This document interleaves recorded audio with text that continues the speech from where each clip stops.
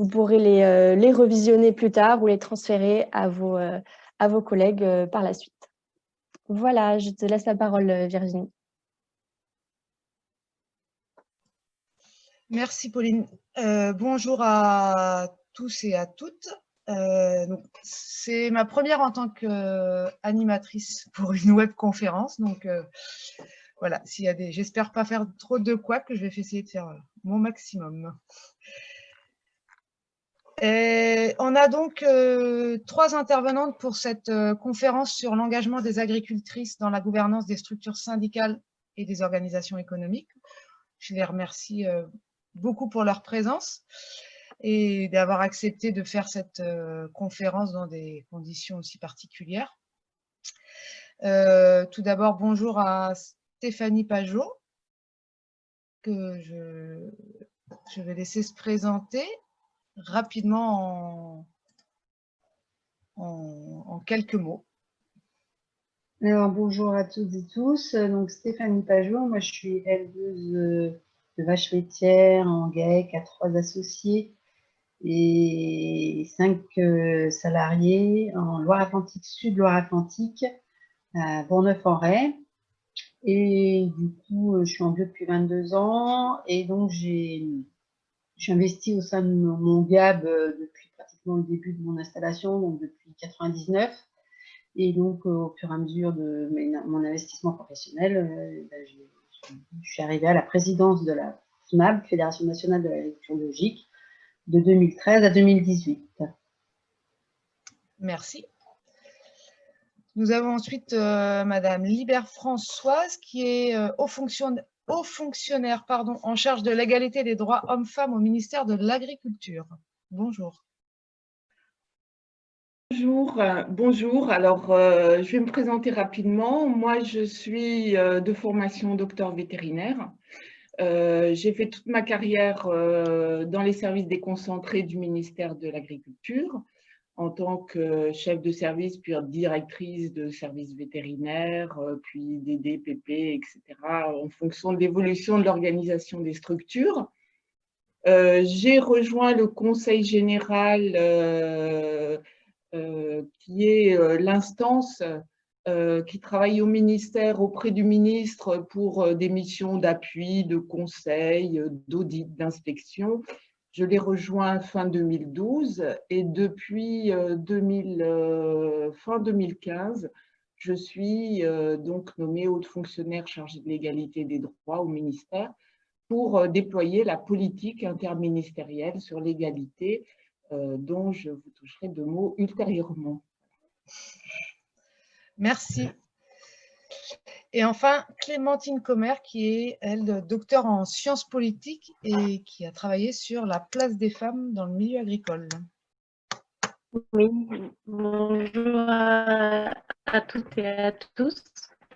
Donc en effet, moi j'ai réalisé ma thèse sur l'engagement des femmes dans les instances de représentation agricole, avec un questionnement un peu particulier aussi sur la structuration et le maintien de modes d'organisation non mixtes au sein des organisations agricoles. Donc pourquoi encore il y a des groupes de femmes et qu'est-ce que font ces groupes de femmes, en lien aussi avec évidemment l'arrière-plan qui est la mise en place de politiques d'égalité professionnelle en agriculture. Donc je pense qu'il y aura des résonances avec ce que nous présentera Madame Lieber.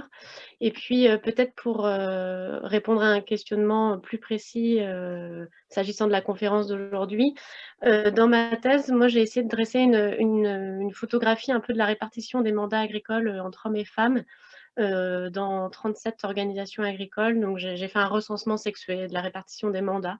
Donc ce qui me donne un peu aussi un tableau objectif.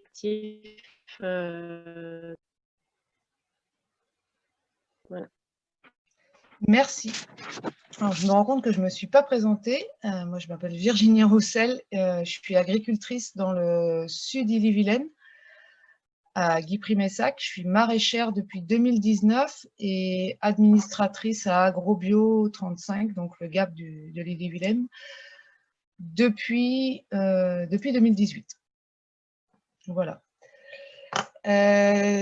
Du coup, on va commencer par une première question question justement à Madame Comer. Dans vos travaux, vous présentez que effectivement les responsables féminines sont plus présentes à l'échelle locale, mais que, comme vous veniez de le dire, elles passent difficilement les seuils d'engagement au niveau départemental et plus on monte dans les échelons, moins on trouve de femmes à la tête des représentations. Et est-ce qu'on sait pourquoi aujourd'hui on a de tels clivages dans le milieu agricole? Alors, déjà peut-être commencer par dire que ce n'est pas spécifique malheureusement au milieu agricole, donc c'est des formes de plafond de verre, on appelle ça comme ça, hein, quand voilà, il y a un phénomène de frein à l'accession des femmes dans les instances dirigeantes des organisations politiques ou syndicales. Donc, c'est un constat communément admis dès que l'on regarde le monde politique, le monde syndical ou les organisations agricoles. Pour autant, il y a sans doute des spécificités, et c'était un peu l'objet de ma thèse aussi, de comprendre comment le système des organisations agricoles contribue aussi à créer un certain nombre de freins qui expliquent la difficile ascension des agricultrices à des postes de dirigeantes. Alors, moi, j'ai un peu coutume de différencier ces facteurs qui expliquent la difficile ascension en deux paquets, en deux volets. D'abord, ce que j'appelle des facteurs externalistes, donc finalement que l'on retrouve plus globalement au niveau de la société. Ces facteurs externalistes, c'est notamment la moindre disponibilité temporelle des femmes pour l'engagement public de manière générale. Donc là, ça va renvoyer à des questions majeures, hein, comme celle de la répartition des charges domestiques, des prérogatives parentales, dont on sait encore statistiquement hein, qu'elles sont inégalement réparties entre hommes et femmes à l'échelle de la société. Il y a aussi un moindre encouragement familial, par exemple, à l'engagement des femmes. Moi, ce que j'ai pu remarquer dans ma thèse, c'est qu'il y avait un effet sanction, souvent très implicite à l'engagement des femmes, véhiculé par les familles, qui pouvaient passer par des petites remarques du style « Ah, tu te sens encore ?» Voilà, donc une forme de rappel à l'ordre, un petit peu, un rappel à l'ordre de genre, et puis un rappel à l'ordre aussi de ce qui est communément la place des femmes, donc plutôt du côté du foyer, du domestique. Mais voilà, j'insiste sur le fait que ce n'est pas forcément intentionnel, mais que c'est en tout cas des formes de rappel à l'ordre qui existent quand même dans l'environnement familial ou professionnel. Il y a aussi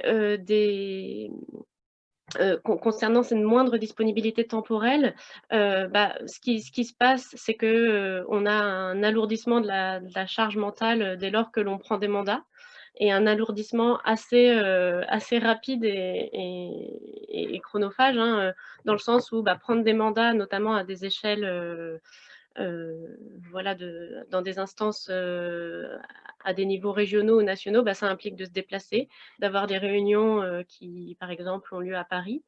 Donc, une mobilité géographique, ce qui, évidemment, suppose un réaménagement de l'organisation du travail professionnel, mais aussi du travail domestique et parental. Donc, on inclut également dans ces facteurs, ce que j'appelle les facteurs externalistes, tout un ensemble de représentations socio-culturelles et symboliques attachées à la figure du bon représentant. Et la figure du bon représentant, finalement, elle est relativement calquée sur un modèle masculin, en tout cas des compétences que l'on attribue généralement. Par exemple, l'ambition, la hauteur de vue, le pilotage, le charisme. Et là, pourquoi je parle de facteurs externalistes? Parce que, en fait, quand on regarde de manière macro-sociologique, il existe des phénomènes de socialisation différenciés entre les sexes qui se manifestent dès l'enfance. Socialisation différenciée, pourquoi? Parce qu'on va davantage encourager les garçons à émettre un jugement autonome, à donner leur avis, à s'exprimer, etc. Tandis que les filles sont davantage socialisées à développer un savoir relationnel qui tient compte de l'avis des autres avant le leur propre. Et donc, du coup, cette socialisation différenciée, donc qui commence dans les familles, puis se poursuit à l'école, puis dans nos environnements professionnels, bah, justement, ça impacte notre sentiment aussi de compétence. Donc moi, ce que j'ai pu remarquer, y compris chez des femmes qui avaient des mandats de dirigeantes agricoles, hein, c'est qu'il y a quand même toujours ce sentiment d'auto-disqualification par rapport à l'exercice du pouvoir. Donc ça, c'est ce que je veux dire par là, c'est qu'on n'est pas dans des formes naturelles hein, de compétences, c'est bien un sentiment de compétence que n'ont pas les femmes du fait de ces socialisations différenciées. Et ça a des effets concrets sur l'engagement, puisque les femmes se sentent manier, par exemple, des référents idéologiques ou à émettre un avis propre ou à s'engager dans des activités à finalité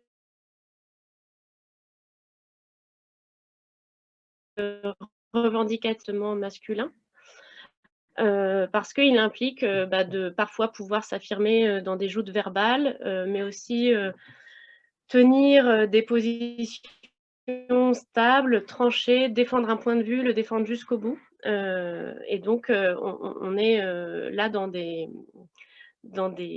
habitudes qui sont plus communément partagées par les hommes.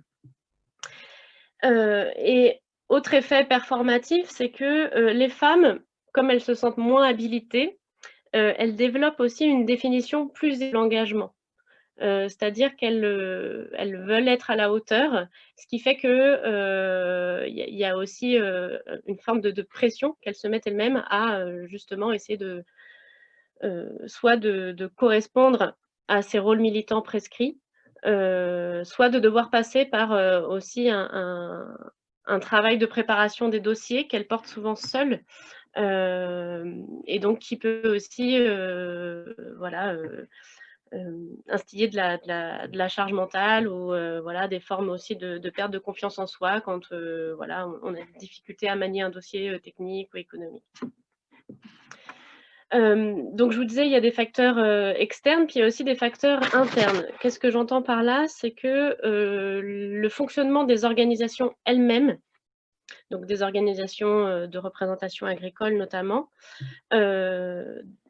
leur manière de fonctionner va impliquer aussi une moindre inclusion des femmes, voire parfois leur exclusion.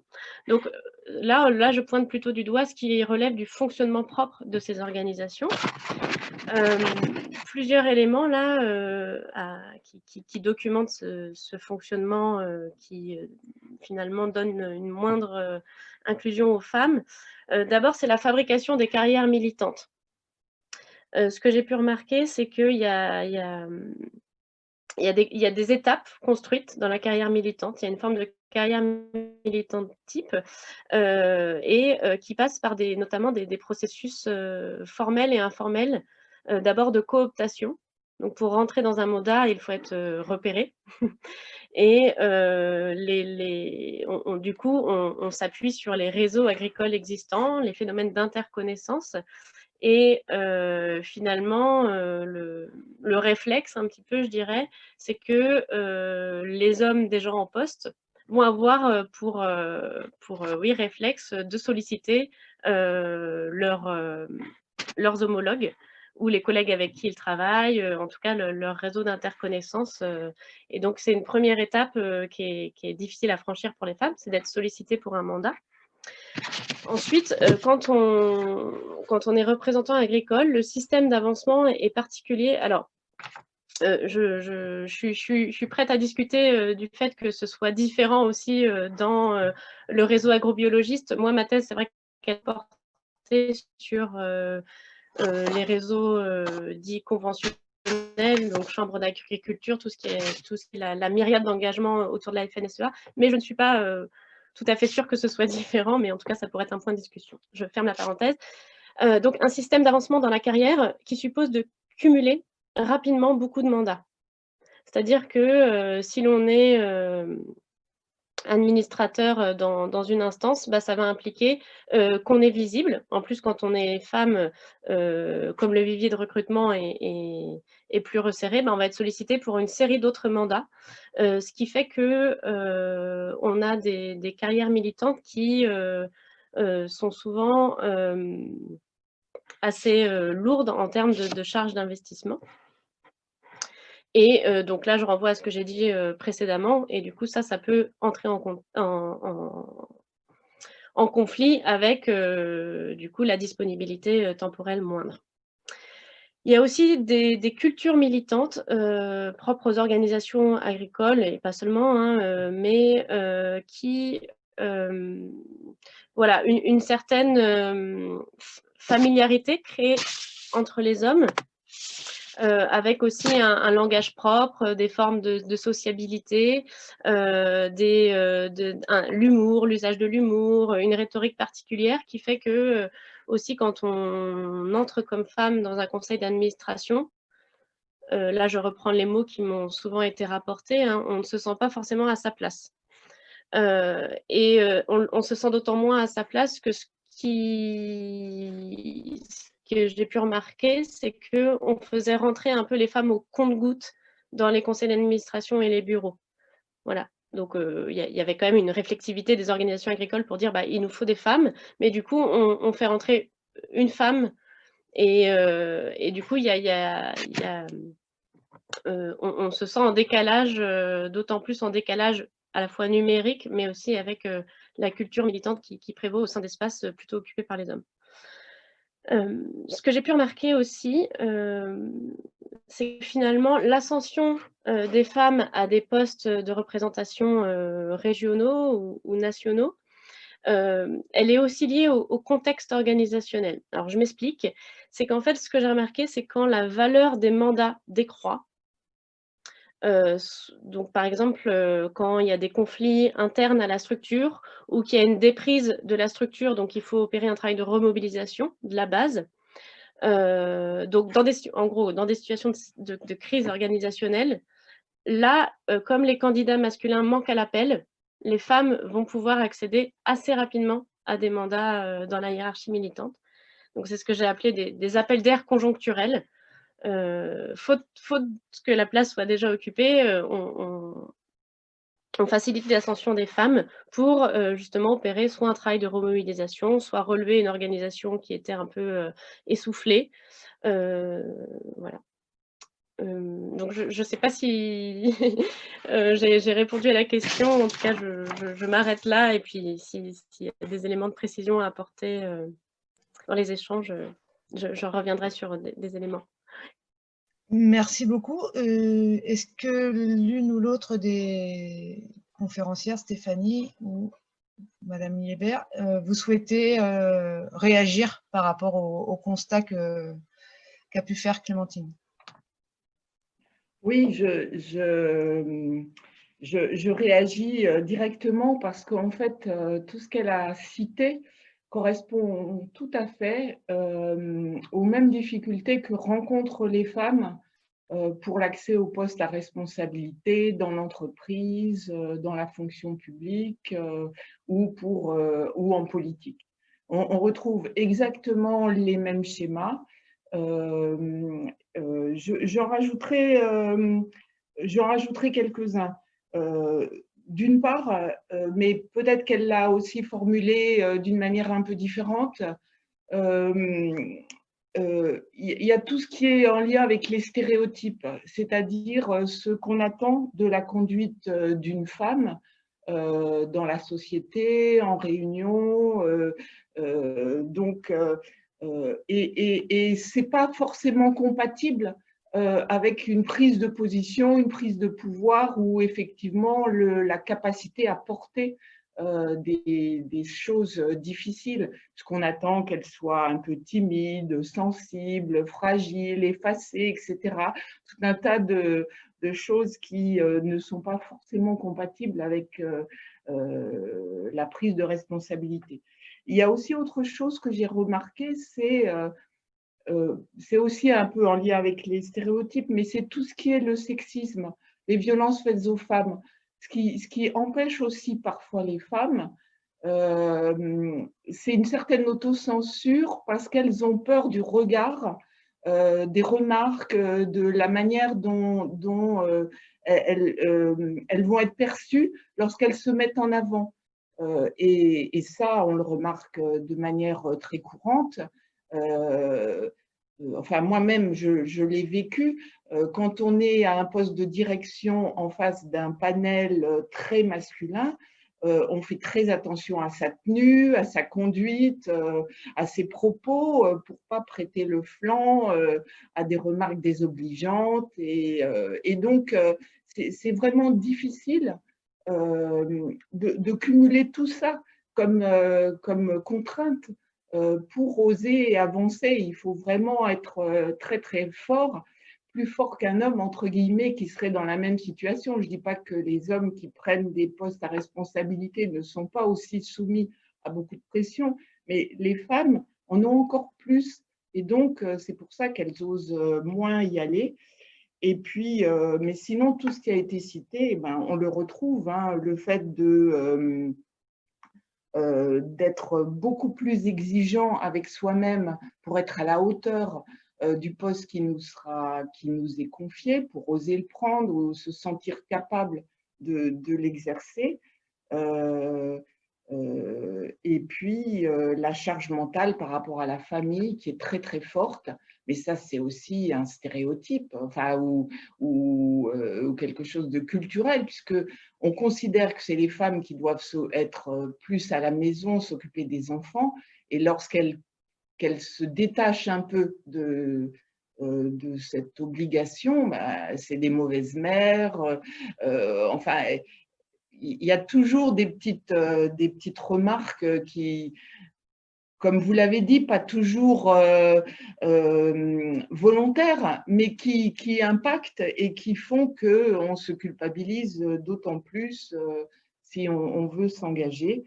Et donc, une moindre disponibilité, notamment à certains âges de la vie et des âges où, effectivement, si on veut atteindre les degrés les plus élevés, il aurait fallu pouvoir être plus libre. Je pense que dans l'engagement politique comme dans l'engagement professionnel, il y a des étapes clés dans la carrière, notamment autour de 30, 35, 40 ans.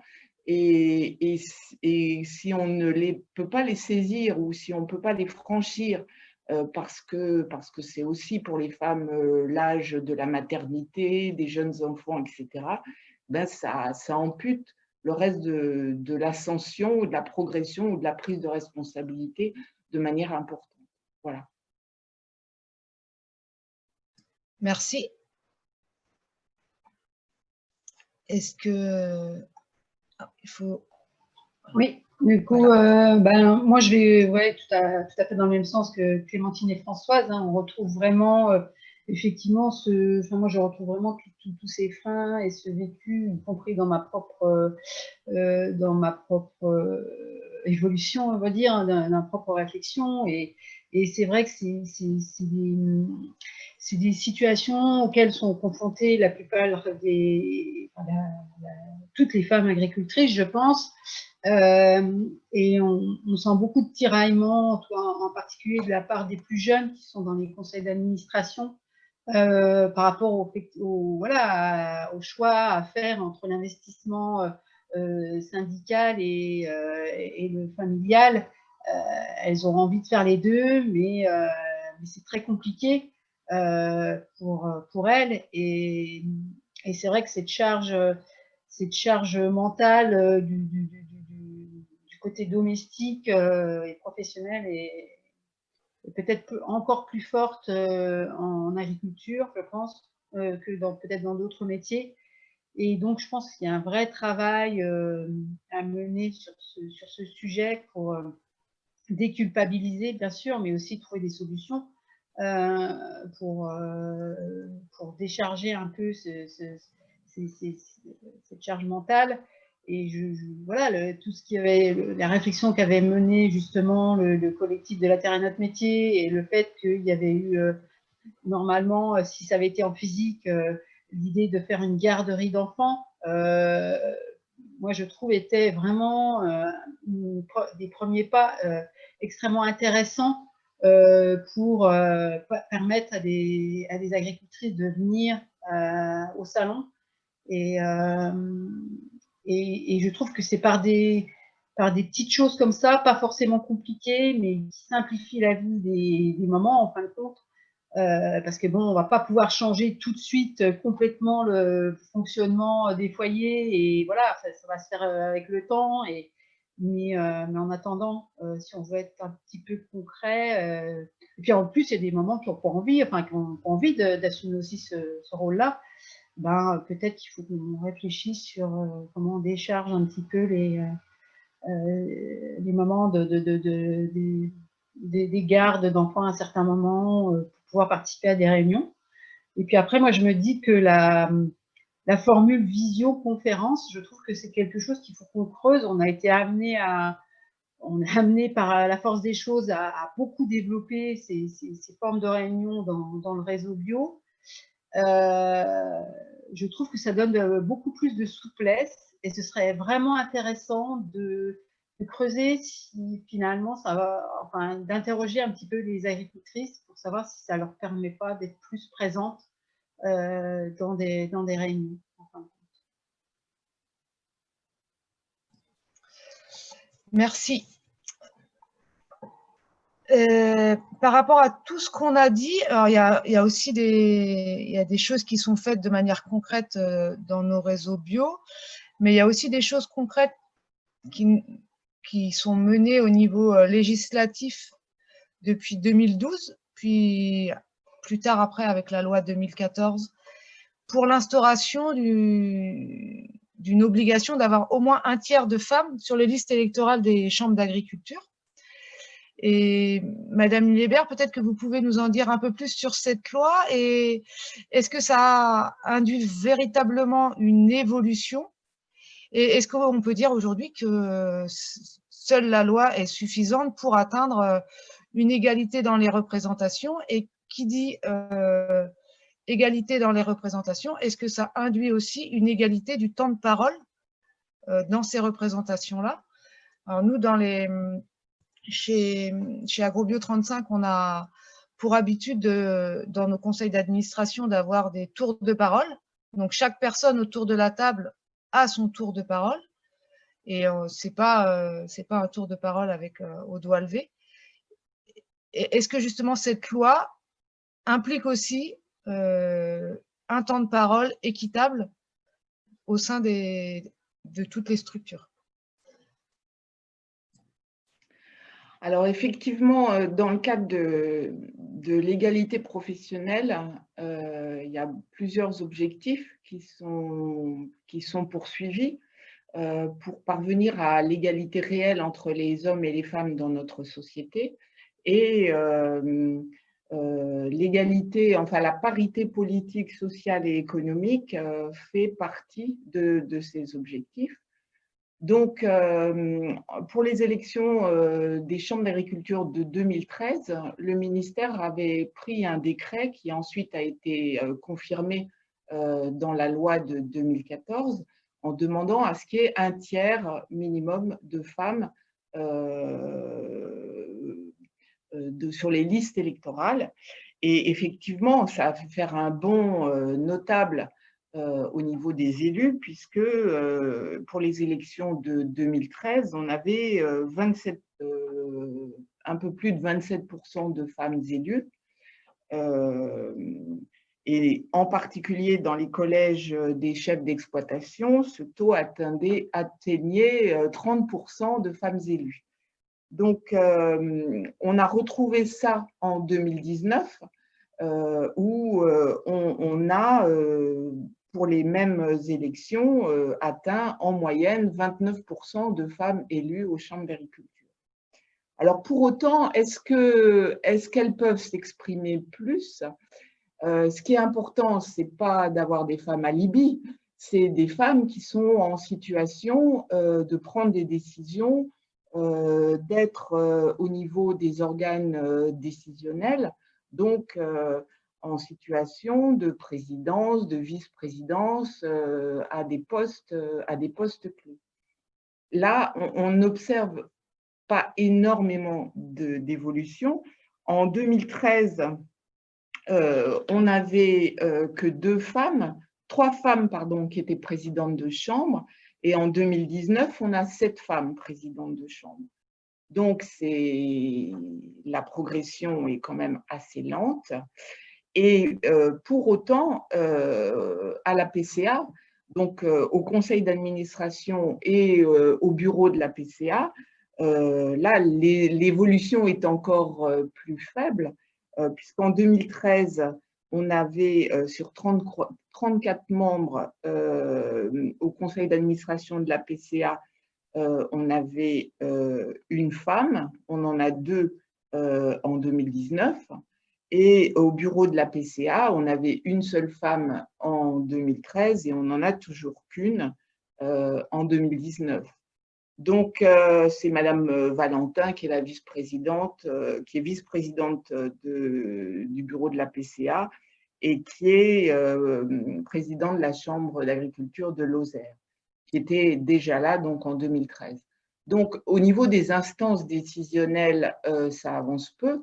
Et on retrouve malheureusement les mêmes choses en politique. Les lois de 2000 qui ont conduit à imposer une parité, tout au moins une mixité dans les listes électorales pour les élections municipales à l'Assemblée, au Sénat, etc., montrent que si on a à peu près 50% de femmes dans les conseils municipaux, on n'a que 19% de femmes maires actuellement. Donc, et souvent maire de... Alors, souvent maire de petites communes, mais il y a eu une exception aux dernières élections où quelques très grandes villes ont été remportées par des femmes. Mais voilà, donc l'important, c'est qu'il y ait des femmes élues, mais également qu'elles puissent accéder aux postes à responsabilité, aux postes décisionnels. Et personnellement, moi, je milite pour que la loi soit modifiée en ce sens et qu'on impose aussi une mixité dans ces organes décisionnels, comme la loi Coppi-Zimmermann l'a imposé dans les conseils d'administration ou conseils de surveillance des grandes entreprises. Merci. Est-ce que vous pouvez juste nous expliquer l'acronyme de APCA? Parce que vous l'avez utilisé à plusieurs fois. Je ne sais pas si tout le monde sait ce que ça signifie.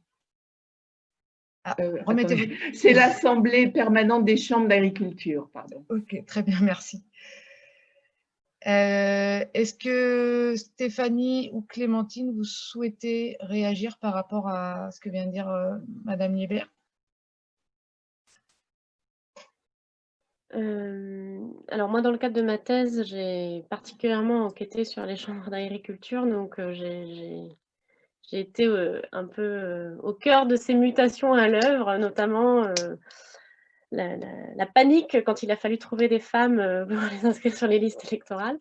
Je pense que cette loi, il n'y a pas seulement un tiers de femmes sur les listes, mais elles doivent aussi être positionnées à intervalles d'éligibilité, c'est-à-dire qu'il y aurait pu avoir la solution de finalement avoir la parité sur la liste, de mettre toutes les femmes à la fin de la liste, donc en position non éligible. Donc là, il y avait aussi dans la loi le fait que voilà, c'était 2 hommes, une femme, et que ça devait être construit comme ça. Alors, je pense que ça a bouleversé des codes militants quand même au sein de ces institutions, même si donc au premier mandat qui a suivi cette réforme, on a retrouvé les femmes dans des attributions assez classiquement féminines, hein, donc elles avaient en charge la communication, les filières courtes, le développement territorial. Donc voilà, ça n'a pas bouleversé, si vous voulez, la hiérarchie un peu stéréotypée des mandats entre ce qu'on appelle mandats sociaux ou territoriaux et mandats économiques, où là, il y a plus d'enjeux en termes aussi de discussion sur quel avenir a la politique agricole. Mais néanmoins, je pense que ce à quoi ça a contribué, c'est que ça a obligé quand même les représentants agricoles à ouvrir les yeux sur quelles étaient les agricultrices autour d'eux, à même de prendre des mandats et en fait de les assumer et de monter en compétences à l'intérieur de ces structures. Et je pense qu'il y a eu presque un étonnement des dirigeants agricoles à découvrir des femmes dont ils ne soupçonnaient même pas l'existence parfois, et de les voir voilà, commencer par un petit dossier et en même temps monter en compétences. Quand je dis monter en compétences, c'est aussi se familiariser assez rapidement avec la structuration institutionnelle et politique de l'agriculture, parce que c'est quand même un maillage très dense d'organisations, du coup avec un certain nombre d'acronymes, dont APCA, mais il y en a bien d'autres. Donc c'est se repérer hein, dans c'est quoi la politique de gestion du foncier, c'est quoi ce maillage institutionnel, qui a quelles prérogatives. Et je pense qu'un mandat à la Chambre d'agriculture particulièrement permet de comprendre ce maillage institutionnel et aussi de se sentir plus à l'aise avec l'organisation agricole d'un point de vue des structures, quoi. Donc je pense que c'est vraiment intéressant de féminiser aussi ces instances qui sont aussi des interfaces très fortes avec les pouvoirs publics. Donc c'est aussi donner à voir des femmes dans un certain nombre de délégations auprès de la préfecture, dans des réunions avec le conseil régional, etc. Donc ça, je pense que c'est très important aussi.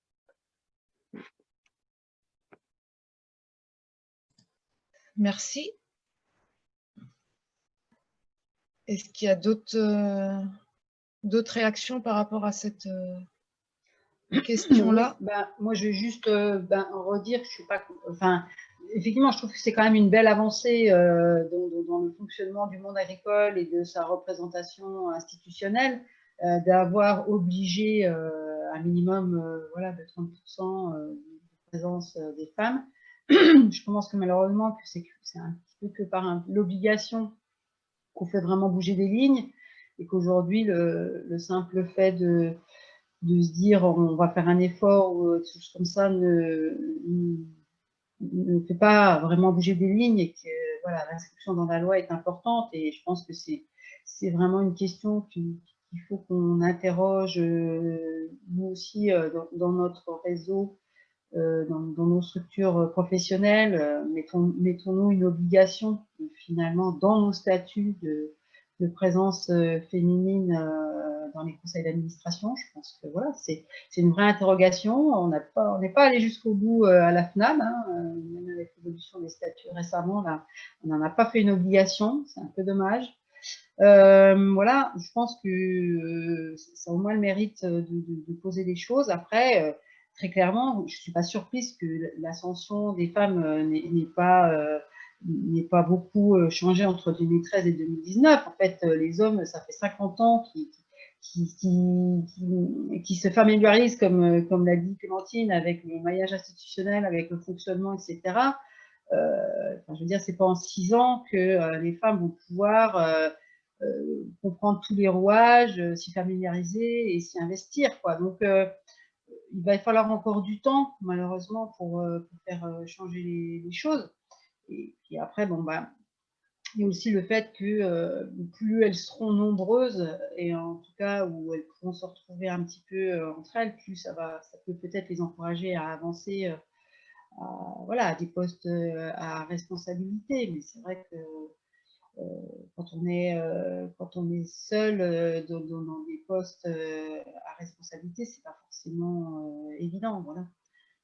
Mais bon, c'est le cas des chambres d'agriculture, mais c'est le cas dans toutes les organisations professionnelles agricoles. Et moi, je me souviendrai toujours du jour où je suis rentrée dans le CSO, Conseil supérieur d'orientation du ministère de l'Agriculture, où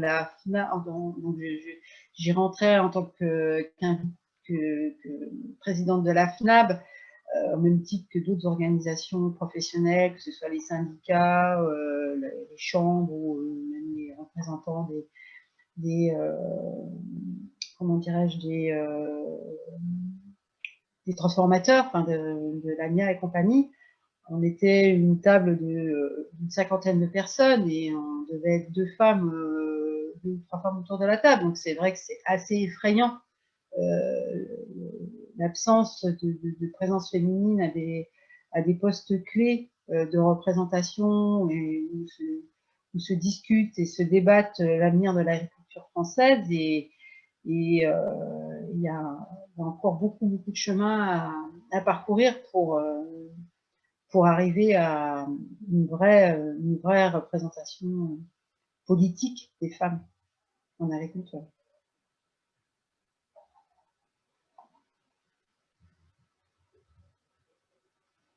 Je vous laisse ouvrir votre micro, Madame Libert. Oui, moi je voulais compléter par deux choses. D'une part,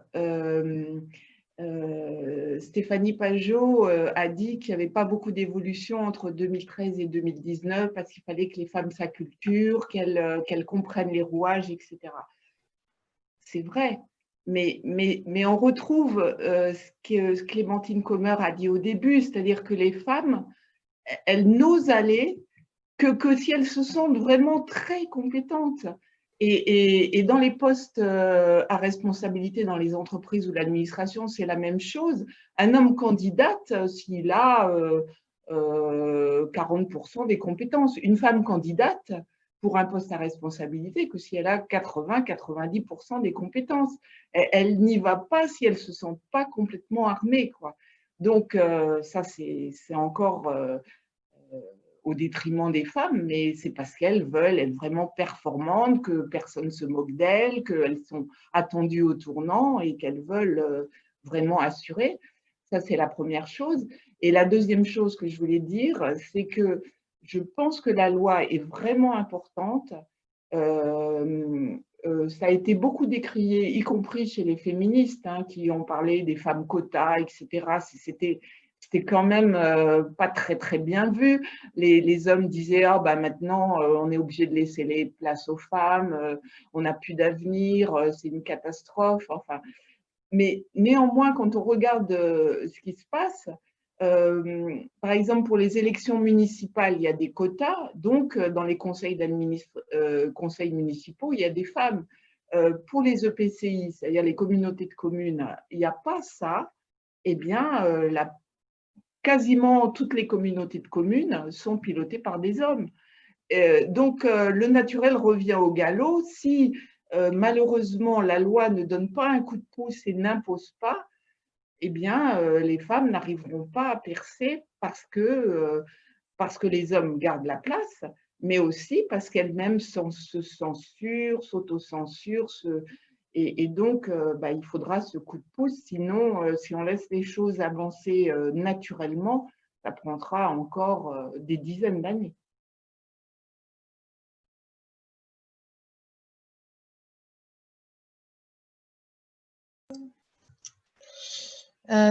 Stéphanie, vous disiez notamment que la place des femmes en agriculture évolue tout doucement. Au cours de votre mandat en tant que présidente de la FNAB, et notamment sur la fin du mandat, vous avez pas mal justement inclus cette notion de féminité dans l'engagement agricole dans le réseau bio, notamment à travers une étude qui date de 2018. En quoi travailler sur la place des femmes dans l'agriculture et notamment l'engagement, c'est important et ce serait un sujet prioritaire, notamment dans le développement et le renouvellement des générations, des fermes qui aujourd'hui, on sait qu'elles beaucoup de fermes vont disparaître. Et si on essaye plutôt d'impliquer les femmes, est-ce qu'on pourrait limiter, entre guillemets, la casse, j'ai envie de dire?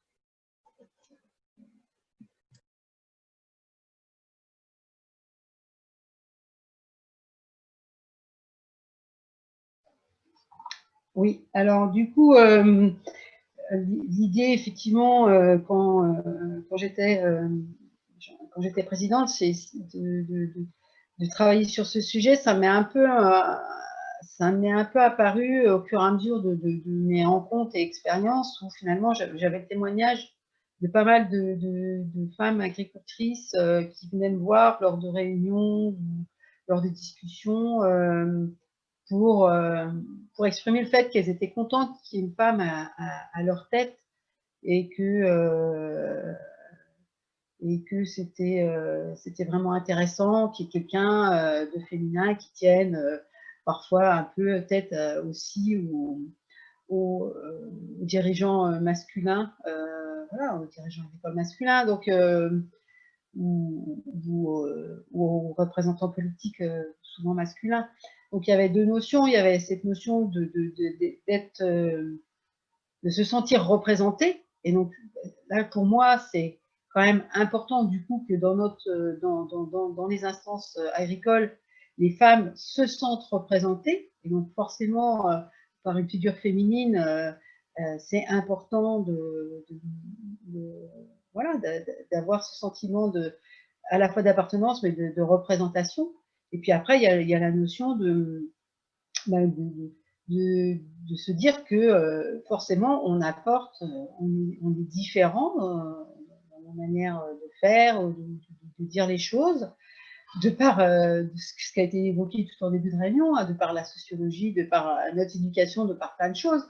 Et je pense que ça peut, voilà, c'est forcément une richesse extrêmement importante pour les organisations professionnelles, et donc c'est pour ça que c'est important de travailler le sujet. Maintenant, on va être honnête entre nous, à part la région Bretagne, qui réellement, suite à l'enquête de la FNAB, s'est saisie du sujet et voilà, a créé des groupes de travail sur le sujet et avance concrètement sur cette thématique.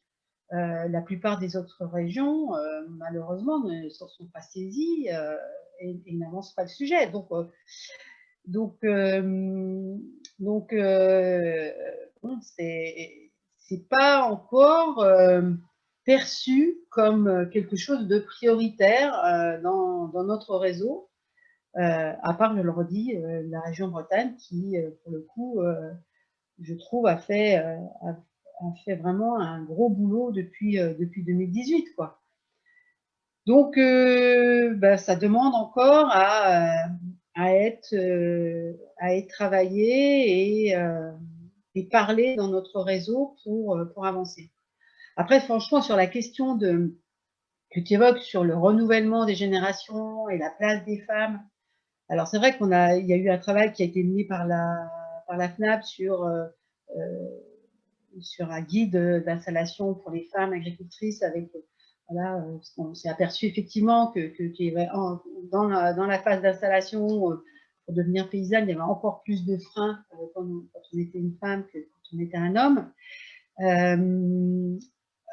Je ne sais pas si ça peut être une solution, certainement, mais là franchement j'ai pas suffisamment de recul ou de connaissances pour avancer là-dessus, mais on peut effectivement s'interroger sur comment on va renouveler ces générations, et surtout comment vont évoluer les fermes, parce que je pense qu'effectivement il y a toute la thématique de l'élevage avec des gros animaux en particulier, qui ne fait pas rêver a priori de la nouvelle génération, quelle qu'elle soit, et peut-être encore moins les femmes. Donc je sais pas. En tout cas, ça reste des questions sur lesquelles il faut qu'on s'interroge, quoi.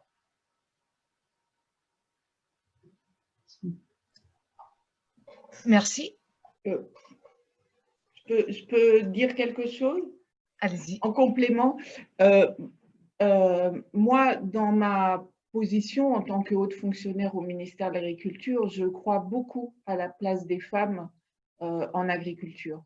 J'ai regardé les travaux qui ont été faits. Donc, quand on regarde au niveau de l'agriculture biologique, le pourcentage des femmes chefs d'exploitation en agriculture biologique est significativement plus important qu'en général en installation en agriculture, puisqu'en installation en agriculture quel que soit le type d'agriculture, il y a à peu près 25% de femmes chefs d'exploitation.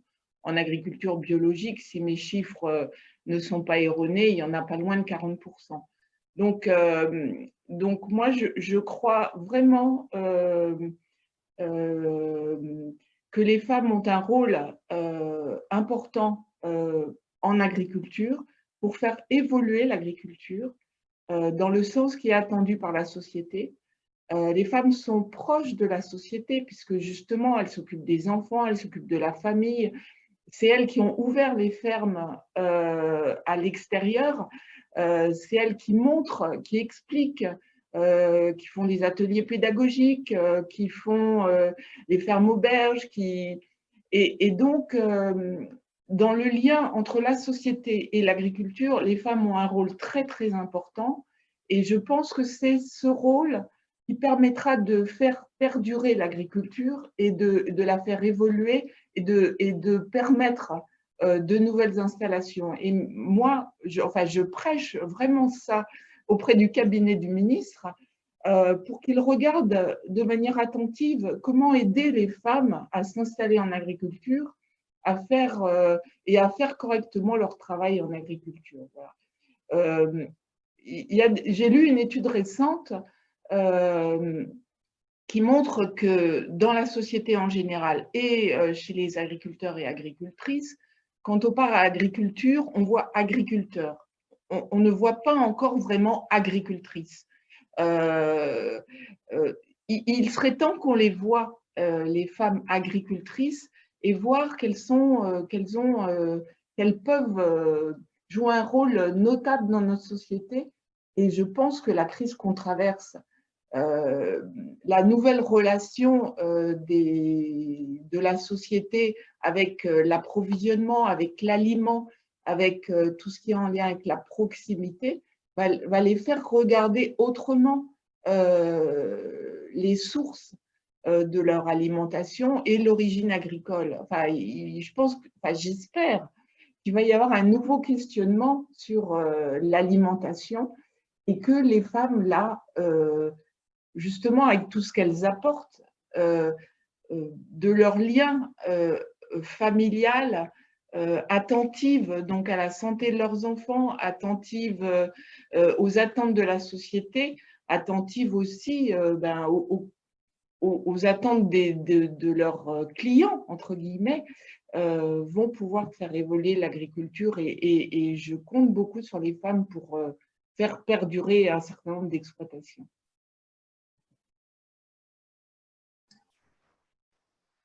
Merci.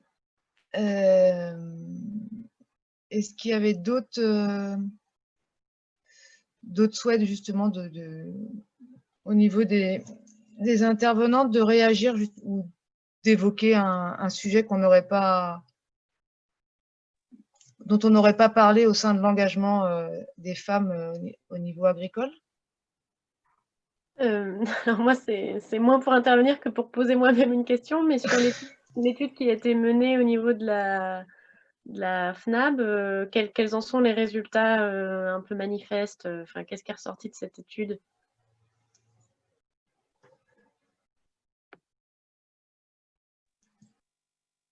Alors en fait, l'idée de cette étude, c'était de savoir qui étaient les femmes agricultrices bio en 2018, enfin 2017 en fait, et ce qu'elles faisaient, et donc et finalement essayer de comprendre pourquoi elles ne s'investissaient pas ou moins dans le réseau professionnel. Et donc, le résultat de l'étude, c'était, bon, il y a eu quand même 2500 femmes qui ont répondu à l'étude, donc c'est dire si le sujet semblait les intéresser. Le résultat, c'est qu'en fait, c'est des femmes qui sont plutôt jeunes, très diplômées, la plupart, là, sur les 2500, il y en a pratiquement 60% qui ne sont pas issus du milieu agricole. Donc, effectivement, c'est qui viennent de l'extérieur et qui sont en reconversion professionnelle. Et, mais qu'elles ont, quels ont, ce que tu as évoqué, Clémentine, en début de réunion, quels ont des assignations un peu classiques de genre, notamment sur les tâches ménagères, et qu'elles soient pratiquement 60-70% à assumer seules les tâches ménagères, et que c'est plutôt subi que choisi réellement. Voilà, et que en fait, c'est le manque de temps qui est le principal frein à leur engagement associatif et syndical. Donc, on bute toujours effectivement sur ces mêmes thématiques qui rejoignent la plupart effectivement des thématiques des femmes en général. Et voilà. Et l'idée de cette étude, c'était déjà de rendre visible, puisque effectivement, souvent dans le milieu agricole, on ne parle que des agriculteurs. Voilà. Donc, c'était de les rendre visibles. Et puis après, il y a eu quand même un vrai mouvement aussi sur l'écriture inclusive. C'est-à-dire, enfin bon, moi j'ai beaucoup poussé à ce que dans toutes nos communications au niveau national, que ce soit les communiqués de presse ou les courriers ou les mails qu'on envoie, enfin, tous les documents qu'on envoie, on fasse de l'écriture inclusive, même si ça peut paraître lourd pour certains ou certaines, voilà, mais on met bien agriculteurs et agricultrices parce que voilà, le réseau bio, c'est plus de 30% de femmes. Et donc, du coup, il y a eu de vrais progrès de ce point de vue-là dans notre réseau. Je pense que maintenant, ça fait un peu une évidence et, de dire que nous sommes le réseau bio des agriculteurs et des agricultrices bio. Donc voilà, c'est des petites avancées comme ça qui permettent de rendre visibles les femmes et de finalement les légitimer aussi dans leur fonction et dans leur rôle dans notre réseau. Il y a quelque chose que je voudrais dire en complément, c'est-à-dire que on ne peut pas juste faire des injonctions en disant les femmes ont beaucoup de choses à apporter et on va les aider à les apporter. Il y a beaucoup de sujets sur lesquels il faut aussi travailler en parallèle. Et ça fait partie de la politique égalité en général. J'ai parlé en début des stéréotypes, du sexisme. Il y a aussi des choses qui sont propres au travail des femmes, c'est-à-dire en agriculture en particulier, il y a tout ce qui est en lien avec le machinisme agricole et les outils. Ce sont des outils adaptés aux hommes et il y a encore trop peu d'entreprises qui travaillent sur l'adaptation de ces outils à la morphologie des femmes. Et je pense que ce n'est pas aller à l'encontre des hommes, parce que quand on travaille sur l'amélioration de certains outils, notamment les appareils de levage, etc., les hommes en profitent également. Et toutes les maladies squelettiques, etc., en lien avec la pénibilité du travail, les hommes en profiteront aussi si on fait des recherches complémentaires pour aider les femmes qui ont moins de force physique, mais c'est pas une tare, pour pouvoir exercer correctement leur métier en agriculture. Donc, il y a plein de domaines sur lesquels il faut avancer, le machinisme, les prêts bancaires, modifier aussi, j'ai parlé des élections aux chambres d'agriculture, il y a aussi dans cette même loi les élections dans les SAFER. Bon, ça n'a pas encore beaucoup porté ses fruits. Si les femmes étaient plus présentes au niveau d'un certain nombre d'organismes, pour ce qui est de l'attribution des terres agricoles, pour ce qui est de revoir aussi au niveau de la politique agricole commune certaines règles qui sont défavorables aux femmes, comme l'âge limite de 40 ans pour la dotation jeune agriculteur, par exemple. Ce sont plein de domaines parallèles, mais qui, regardés de manière intégrée, concourront à aider les femmes à être beaucoup plus présentes aussi en agriculture. Si elles se battent exclusivement dans un milieu d'hommes avec une organisation faite pour les hommes, elles partent avec des handicaps qui, pour certains, sont insurmontables. Donc, il faut aussi adapter le mode de fonctionnement, la société, les outils aux attentes des femmes. Voilà.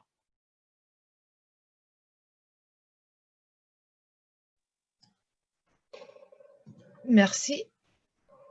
On va peut-être passer aux questions du coup des internautes qui sont derrière les écrans, qu'on ne voit pas, mais qui posent beaucoup de questions.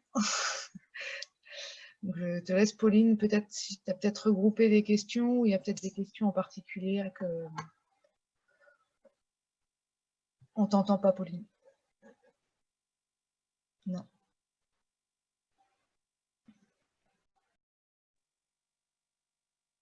Non.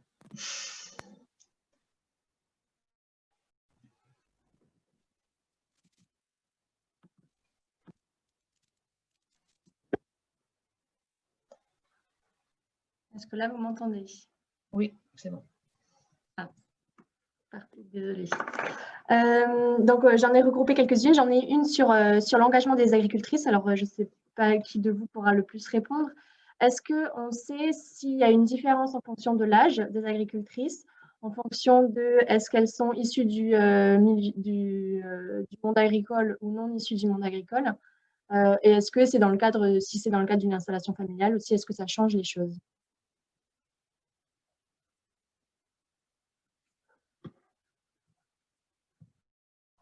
Alors, je veux bien apporter quelques éléments de réponse qui pourront être évidemment complétés. Alors, sur le profil des femmes qui ont des responsabilités dans les organisations agricoles, moi, ce que j'ai pu constater, c'est que il y avait un peu 3 filières d'engagement, 3 canaux d'engagement pour les femmes. D'abord, celles qui parviennent à percer les murs de verre du syndicalisme sont souvent des héritières, ce que j'ai appelé des héritières, c'est-à-dire elles ont été elles-mêmes socialisées très jeunes au syndicalisme agricole parce que souvent le père avait déjà un engagement ou c'était un peu une figure historique de la section syndicale locale. Donc il y a eu une forme de, voilà, de transmission, de savoir-faire et de savoir-être au sein de cette famille, de ce qui relève du cas de la représentation.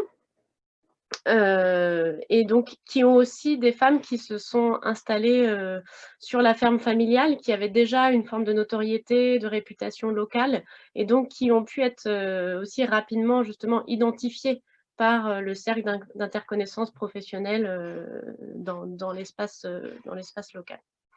Première filière. On a une deuxième voie d'entrée, et là je pense que ça fera peut-être plus écho au profil des femmes que vous retrouvez dans vos réseaux, des femmes qui ont eu une première partie de carrière professionnelle hors agricole, qui ont parfois eu des postes salariés à responsabilité ou du moins des postes qui les ont mis par exemple dans des postures de négociation avec les pouvoirs publics, dans la maîtrise des savoir-faire administratifs, voilà. Et donc du coup, une fois qu'elles s'installent en agriculture, vont trouver dans les mandats agricoles, enfin en tout cas vont disposer de ressources dans leur mandat agricole pour justement opérer assez rapidement ce travail de repérage institutionnel, d'avoir les codes en fait, les codes d'interaction qui prévalent, par exemple dans l'animation d'une réunion, dans les modalités de prise de parole, etc.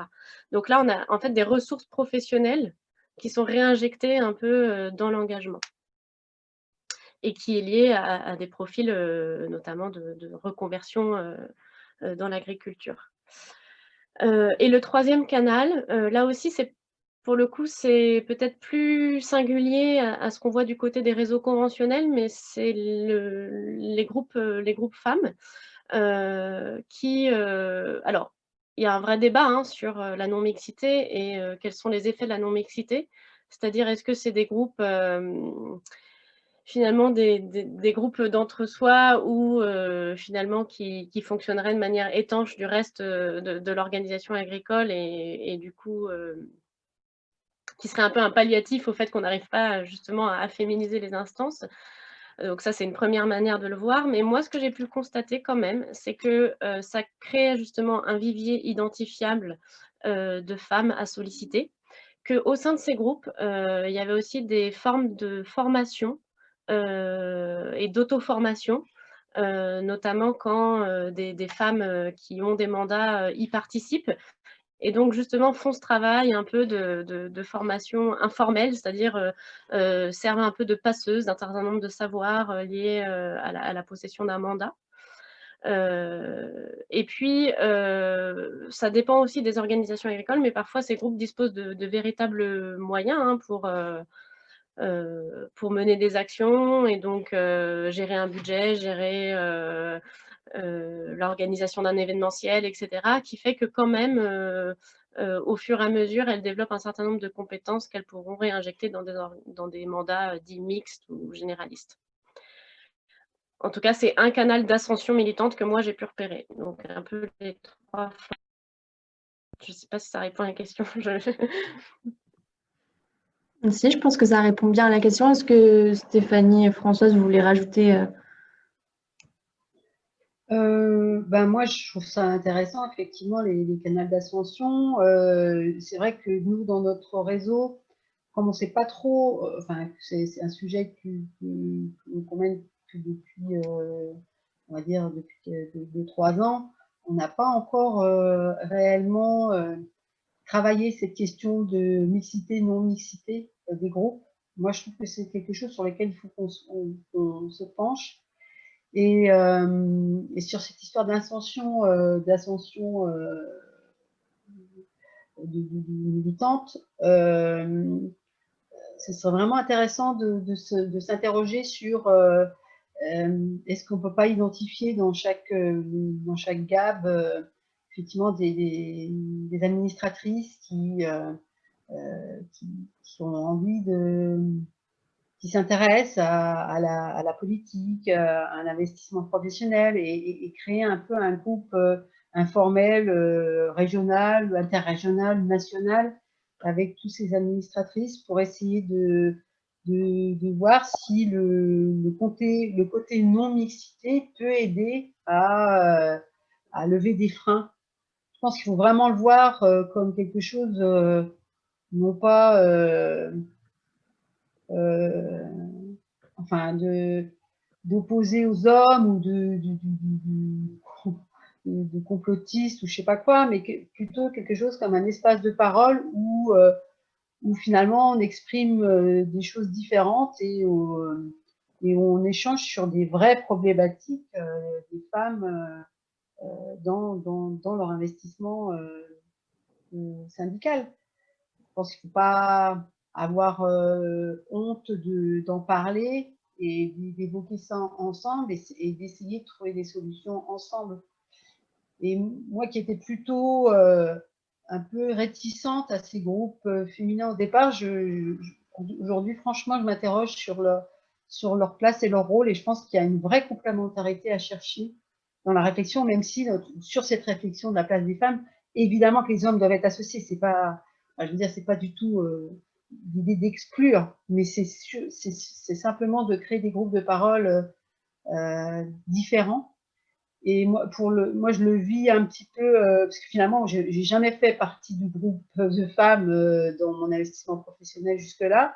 Et là, finalement, le fait de m'interroger sur la place des femmes, sur l'écoféminisme, enfin, pour creuser un peu le sujet maintenant, j'ai intégré un groupe femmes du CIVAM 44, CIVAM 44, qui lui s'investit depuis plusieurs années sur cette thématique et je trouve en fait les expressions et les échanges qu'on a extrêmement intéressants.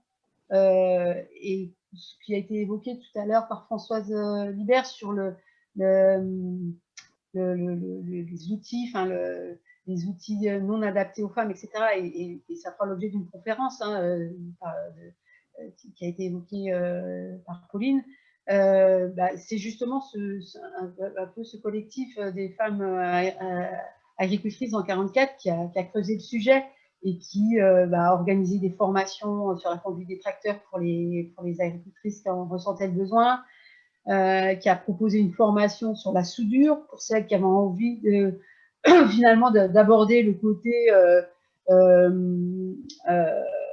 matériel, le côté bricolage, des choses qu'en fait, de par notre sociabilisation, notre éducation, on n'a jamais abordé réellement ces thématiques-là, et finalement elles nous font peur sans qu'il y ait de réelle raison. Et donc voilà, elles vont échanger entre elles sur les difficultés qu'elles avaient dans leur quotidien d'éleveuse, avec les portails qui tournent, qui roulent mal, les thématiques qu'on retrouve un peu partout sur les barrières des clôtures de pâturage qui sont infernales à fermer, à ouvrir. Et c'est vrai que c'est toutes ces thématiques qu'il faut vraiment qu'on en prenne conscience collectivement et qu'on fasse avancer ces causes. Et effectivement, ça rendra autant service aux hommes qu'aux femmes, c'est certain. On avait justement des questions sur comment aussi réussir à ce que le sujet de l'égalité, ce soit un sujet qui soit pris en compte par les hommes et comment mobiliser les hommes sur ce sujet-là et comment quels ont été aussi leurs retours sur, par exemple, des travaux à Clémentine ou sur la loi de 2014 pour les chambres d'agriculture. Très bonne question. Alors,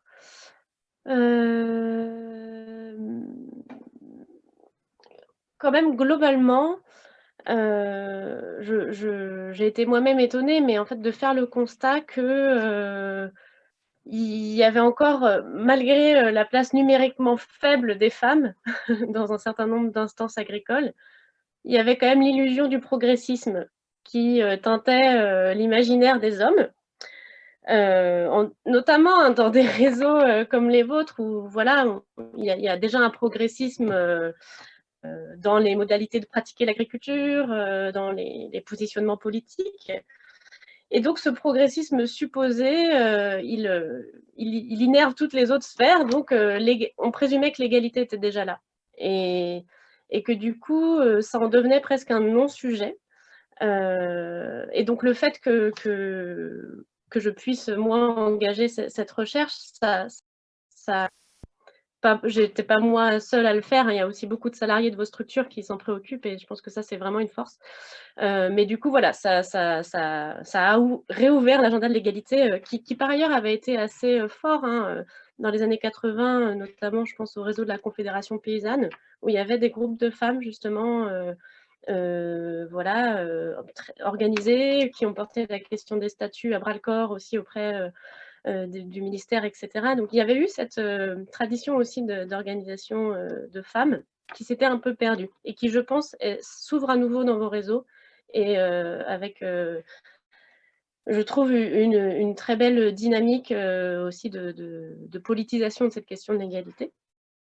Mais voilà, donc l'effet surprise quand même de dire « Ah bah oui, finalement, on en est encore là ». Dans les réseaux plus conventionnels, je pense qu'ils sont quand même plus habitués à porter cette question-là, enfin, habitués. Disons qu'il y avait plus aussi d'interpénétration avec les politiques de l'égalité professionnelle, parce que plus de liens entre les groupes d'agricultrices qui, du coup, les finançaient aussi, évidemment. Il y a cette question-là. Et du coup, c'était presque là, pour le coup, devenu plutôt une question routinière. Oui, l'égalité, ça fait 30 ans qu'on en parle, etc., etc. Je pense que ça a permis là aussi de redynamiser un peu la question au sens où Ce qui s'opère aussi, et je pense qu'il y a un arrière-plan qui est très important à avoir en tête, c'est qu'il y a une concentration très forte des structures de la représentation agricole. Donc les coopératives aujourd'hui, c'est des mastodontes économiques. Les chambres d'agriculture se sont très concentrées à l'échelle régionale. Enfin voilà, on a un mouvement de concentration. Et qui dit mouvement de concentration dit de moins en moins de place dans les conseils d'administration et les bureaux. Donc les hommes sont déjà en train de se tirer la bourre pour savoir qui va rester. Et donc c'était vraiment quelque chose qu'on me disait. On me disait, mais il y a déjà plus de place pour les hommes, où est-ce qu'on va mettre les femmes? Vous voyez, donc voilà aussi ce qu'il en est donc je pense que là, on est aussi dans une phase où la représentation agricole est relativement bouleversée dans son architecture, et que je pense que c'est vraiment le moment de la poser. Et des grosses coopératives type Eureden, etc., ont été aussi obligées de se poser la question du fait de ce conseil d'administration qui ne peut plus accueillir autant de personnes que précédemment. Ça a permis de poser la question de l'égalité à la même place que celle de l'inclusion de jeunes ou de filières alternatives, etc. Donc, ça a réouvert la porte. Après, je pense que c'est toujours autour de ce sujet-là, on touche du doigt quelque chose d'assez épineux, c'est-à-dire quelle est la temporalité qu'on veut se donner pour atteindre l'objectif de l'égalité. Et je pense qu'il y a de toute manière le temps long qui est celui du changement des mentalités, des changements de pratiques, instiller une culture de l'égalité, des réflexes aussi en termes de vision du monde, changement de vision du monde. Et puis, il y a peut-être des objectifs intermédiaires qui permettent d'appuyer ce changement plus global. Et moi je pense que quand même des changements statutaires, par exemple, pour acter que dans des conseils d'administration, il puisse y avoir un tiers ou un quart de femmes, je pense que c'est des coups de pouce, finalement, à ces changements plus profonds. L'un ne peut pas aller sans l'autre, quoi.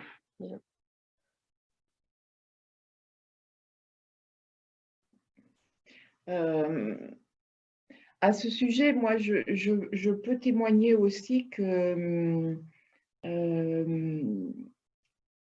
une manière de faire partager aux hommes l'intérêt d'aller vers plus d'égalité, on le remarque dans certains papiers économiques. France Stratégie, enfin ex-France Stratégie, a fait des papiers sur le sujet en montrant que les sociétés ou les entreprises qui avaient ouvert leur directoire à plus de femmes étaient plus performantes. Il y avait beaucoup plus d'innovation, de partage d'idées, et que la société progressait mieux qu'une société qui restait exclusivement pilotée par des hommes. Donc, je pense qu'une manière de toucher les hommes, c'est aussi de leur montrer qu'il y a un intérêt économique à ouvrir aux femmes la réflexion, d'écouter les femmes, de partager, de brasser plus d'idées. Ça, c'est un premier point. Le deuxième point, c'est plutôt vis-à-vis des nouvelles générations. Montrer qu'on peut gérer autrement sa vie. Qu'on peut s'occuper autrement de ses enfants, de sa famille, que la société peut fonctionner autrement, qu'on peut faire des réunions en visioconférence et pas exclusivement en présentiel. C'est des petites choses qui bouleversent aussi, qui peuvent bouleverser aussi les a priori des hommes et leur montrer que leur vie peut être organisée autrement et fonctionner parfois mieux. Donc, je pense que c'est des manières de faire bouger les plus réticents. Néanmoins, il y en aura toujours qui resteront très axés sur l'organisation sociétale ancienne. Et puis, il y a toujours eu des hommes très progressistes de tout temps. Il y a des papiers très, très beaux qui ont pu être écrits au XVIIIe ou XIXe siècle. Et actuellement, j'ai beaucoup de témoignages de femmes qui ont réussi justement à se faire entendre, à prendre des postes à responsabilité, à prendre des des responsabilités politiques ou autres, parce qu'elles ont eu des mentors, des hommes qui ont reconnu leurs valeurs et qui les ont guidés, aidés pour ça. Donc, en fait, quand on parlait de réseau de femmes, c'est un peu cet aspect mentorat, parrainage que peuvent faire les réseaux de femmes.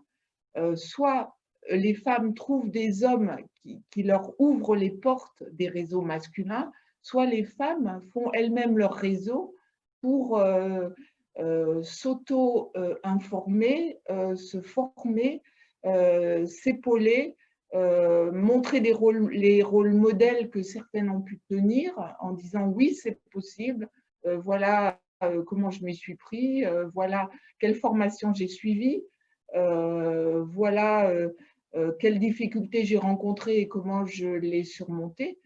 Voilà, tout ça permet aux femmes d'avancer. Voilà, c'est ce qu'on… D'ailleurs, on pousse beaucoup à ce qu'il y ait des réseaux de femmes dans tous les milieux pour cette espèce de parrainage, marrainage qui peut pousser les plus hésitantes à se lancer aussi lorsqu'elles en ont les compétences et la volonté. Je veux bien ajouter un petit élément. En fait, je pense qu'il y a une singularité aussi de ce sujet qu'on a tendance à pacifier parce qu'il touche à notre intime, à nos vies conjugales. Et en agriculture, a fortiori, le professionnel conjugal sont parfois très entremêlés. Et autant on assume qu'il peut y avoir une conflictualité dans des accords syndicaux dans le monde agricole, par exemple, ou des rapports de force conflictuels entre est-ce que pour développer la bio, voilà, on promeut un système alternatif et voilà, on défend une position contradictoire. Autant sur le sujet de l'égalité, on a du mal à assumer cette conflictualité. Elle est douloureuse et je pense que, j'ai pas forcément de réponse, mais je pense que elle a une part de conflictualité, c'est-à-dire que pour faire avancer l'égalité, malheureusement, ça déplaira aux hommes. À un moment donné, il faudra aller jusqu'au bout du fait que ça déplaise aux hommes, ce qui n'empêche pas parallèlement d'accompagner en fait ce processus de changement. Là, je donne un exemple parce que je pense que ça peut passer par des petites choses, mais assez exemplaires. Je me rappelle, et c'était un élu des jeunes agriculteurs d'un des départements bretons, où il y avait un modèle d'organisation sur la ferme qui était assez atypique, c'est-à-dire qu'ils avaient, donc c'était un couple, ils avaient décidé d'un emploi du temps où chaque semaine, alternativement, c'était l'un ou l'autre qui s'occupait des enfants le matin et qui les amenait à l'école, qui les levait, etc. Et en fait, j'ai trouvé qu'il y avait eu une prise de risque, une audace aussi de ce monsieur qui dérogeait un petit peu au canon masculin en vigueur dans son réseau de pairs, de dire en fait, moi, je fais différemment et je m'y retrouve. Je m'y retrouve parce que j'ai du temps avec mes enfants, parce que je découvre d'autres choses. C'est vrai que ça m'a bousculée au début, c'était pas dans mes habitudes, etc. Et je pense que, en fait, il y a aussi pour les hommes, une part de rôle à jouer justement en faisant valoir des modèles différents qu'ils peuvent mettre en place au quotidien sur leur exploitation, soit avec leurs collègues associés, soit avec leur conjointe. Et je pense que c'est important aussi qu'ils parlent de ça, quoi. Je complète sur ces rôles différents. Je pense que la société aussi nous amène à regarder des rôles différents parce que le rôle habituel d'un couple n'est plus aussi évident dans la société. Les familles monoparentales sont extrêmement nombreuses et même si elles sont en général pilotées par une femme, il y a aussi la garde alternée des enfants, il y a aussi des hommes qui doivent parfois mettre leur carrière un peu en retrait parce qu'ils doivent s'occuper de leurs enfants. Et donc, pour citer aussi un exemple que j'ai eu la consultation d'un homme donc, qui avait été obligé de renoncer à une promotion parce qu'il vivait un divorce difficile. Il avait la garde alternée, 3 enfants. Et donc, pendant quelques années, 2-3 ans, je crois, il avait été obligé de se mettre à 80% pour pouvoir s'occuper de ses enfants lorsqu'il les avait en garde. Et lorsque les enfants ont grandi et qu'il a voulu reprendre sa carrière, là où elle s'était arrêtée, on lui a fait remarquer que finalement, il avait raté le coche à un moment donné, qu'il n'avait finalement pas l'air extrêmement intéressé parce qu'il avait refusé une promotion il y a quelques années et que son tour était passé. Et il s'en étonnait auprès de moi. Et finalement, si les règles tiennent plus compte de ces choses-là pour la vie des femmes, elles en tiendront aussi plus compte pour la vie des hommes. Et comme la vie des hommes est aussi bouleversée par ces modifications sociétales fortes, je pense que c'est bien de poser les choses à plat et que tout le monde peut en profiter.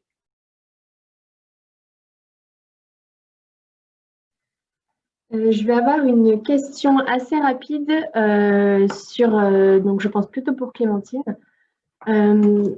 On a parlé beaucoup de l'engagement des agricultrices. Tu avais des pourcentages dont je ne me rappelle plus, mais c'était par rapport aux agriculteurs. Est-ce qu'on arrive à mettre en relation la quantité d'agricultrices et la quantité d'agricultrices engagées? Parce qu'on sait que les agricultrices sont moins que les agriculteurs. Donc, est-ce que ça joue aussi?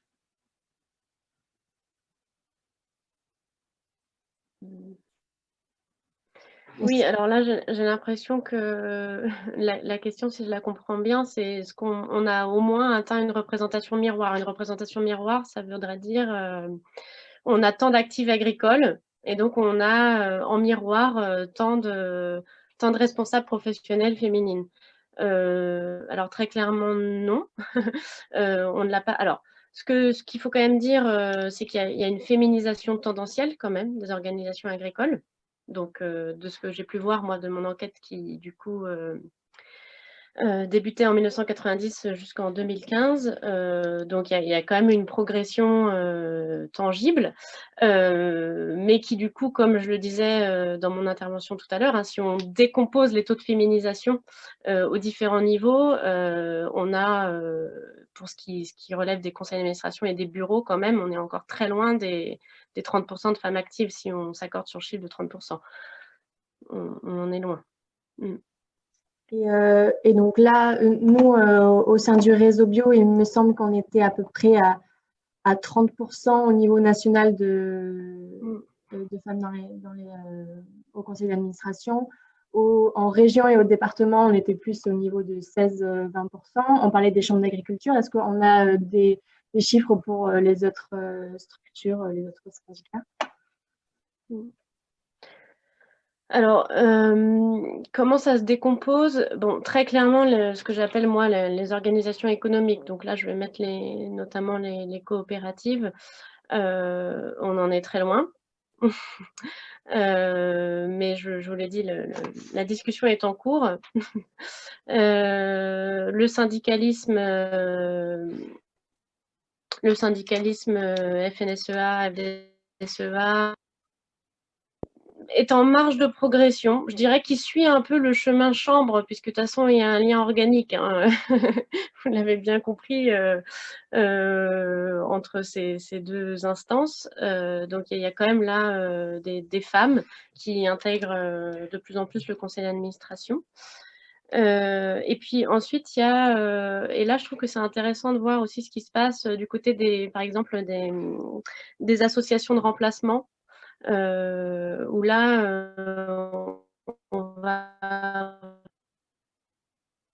porter par les directrices donc l'équipe salariée de ces structures-là, qui a aussi pointé du doigt le manque de femmes dans les instances et a accompagné l'intégration de femmes. Donc, dans les structures de remplacement agricole, il y a de plus en plus de femmes. Et après, il y a tout ce qui est ce que j'appelle les instances plutôt techniques. Donc, ça va être les groupes d'échange techniques, type ADAGE, par exemple, dans vos réseaux, ou les CETA ou les GVA dans les autres réseaux, mais aussi, par exemple, les instances d'accompagnement technique, type contrôle laitier, etc. C'est plutôt aussi des espaces où les femmes réclament de s'engager, en tout cas.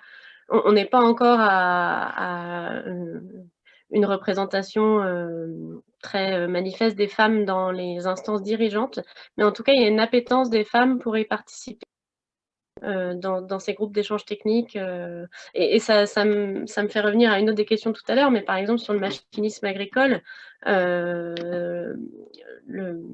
l'organisation qui s'appelle Atelier Paysan, voilà, c'est pareil, qu'il y avait très peu de femmes dans les formations qu'elle proposait, a commencé à intégrer cette question-là. Donc, il y a un groupe qui s'est créé avec un programme qui s'appelle Usagère, qui va commencer à réfléchir justement à l'intégration des femmes, à la construction d'outils. Et donc, je pense que le volet technique, mais qui est lié aussi justement au profil de ces femmes qui sont très diplômées, hein, donc ont aussi une vraie légitimité professionnelle parce qu'elles ont un certain nombre de compétences préalables, ou en tout cas qu'elles ont rapidement développées sur les fermes. Je pense que ça impacte quand même les sphères d'engagement. Donc je dirais qu'un peu les bastions là, qui ont du mal à se féminiser, c'est les instances économiques et le syndicalisme. Oui. Juste un petit peu pour compléter ce que vient de dire Clémentine, moi c'est quand même une réflexion que je remarque enfin, dans les réseaux alternatifs, c'est qu'en fait on est quand même un peu en concurrence entre nous sur la présence des femmes dans les conseils d'administration, et que on commence à voir des mouvements. Nous, voilà, au 44, notre présidente de GAB a été fortement sollicitée par la Confédération paysanne pour rentrer sur les listes des chambres d'agriculture. On a eu une autre administratrice du réseau bio au niveau régional qui, du coup, a été sollicitée pour rentrer dans une organisation économique violet. Et du coup, on est un peu, on se pique entre guillemets, c'est pas le bon terme, mais en tout cas, il y a quand même, dès qu'on a, voilà, il y a des femmes qui prennent des responsabilités, elles deviennent sujet fortement intéressant pour rentrer dans différentes organisations. Et là, pour le coup, ça devient impossible de tout cumuler. Donc, il y a forcément des choix qui se font entre les différents réseaux.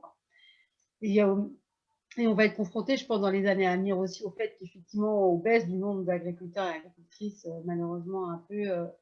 Il y a quand même une tendance très forte et une crise un petit peu qu'on vit dans tous nos réseaux, une crise de vocation dans les investissements syndicaux.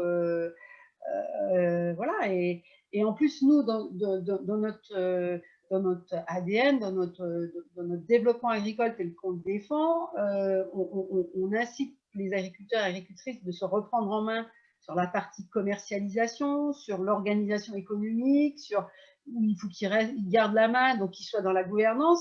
Et en fait, du coup,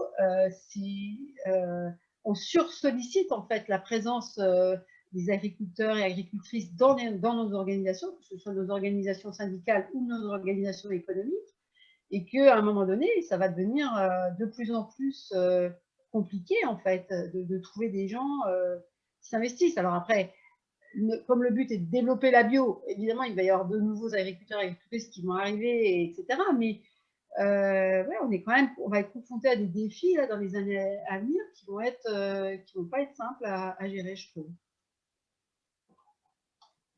Merci. Alors, je vais prendre la dernière question et juste avant, je vais me tenter un petit résumé parce qu'en fait, on a quand même pas mal de questions qui sont autour de comment faire pour concrètement, dans ma structure, avoir plus de femmes qui s'engagent. Donc, j'ai un peu noté ce que vous avez pu dire au long de la conférence. Et du coup, je vous laisserai compléter après et donner votre avis là-dessus. Je dirais qu'il y avait la question d'avoir des groupes de femmes. Ça permettait d'avoir un vivier d'agricultrices qui était là, d'avoir de l'entraide qui se faisait, de l'auto-formation. Donc, je dirais qu'il y a cette solution d'avoir un groupe de femmes. S'il n'y a pas possibilité de, pourquoi pas, faire des formations pour essayer de comprendre un petit peu les rouages du monde agricole. De faire en sorte que des hommes pensent à solliciter des femmes et pas forcément avoir directement des hommes qui sollicitent des hommes pour des remplacements de mandat. Du coup, d'avoir aussi des femmes qui vont solliciter des femmes.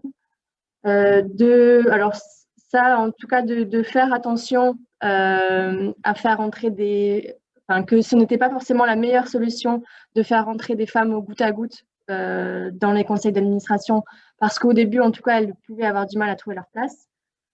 De faire entrer dans les statuts les questions de parité. De travailler aussi, donc là c'est ce que tu disais Virginie sur des histoires de tours de parole pour qu'il y ait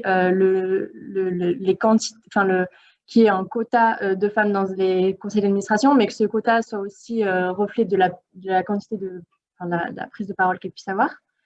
Qu'il y a la question des visios qui peut être intéressante, la question des garderies qui peuvent aussi permettre de leur libérer du temps.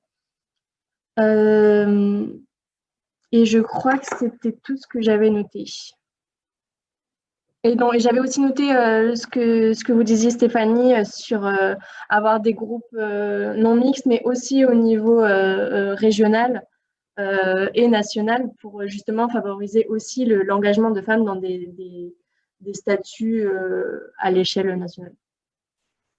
Du coup, je vous laisse compléter peut-être à tour de rôle si vous avez d'autres suggestions, d'autres retours. Moi, j'avais juste une question, remarque par rapport à ce que disait Madame Liébert sur le fait qu'elle prônait auprès du cabinet ministériel la possibilité au niveau du machinisme d'avoir des vraies actions à ce niveau-là. Alors, on disait que notamment l'atelier paysan avec les actions usagères, il commençait à intégrer entre guillemets la notion de féminité au niveau des outils.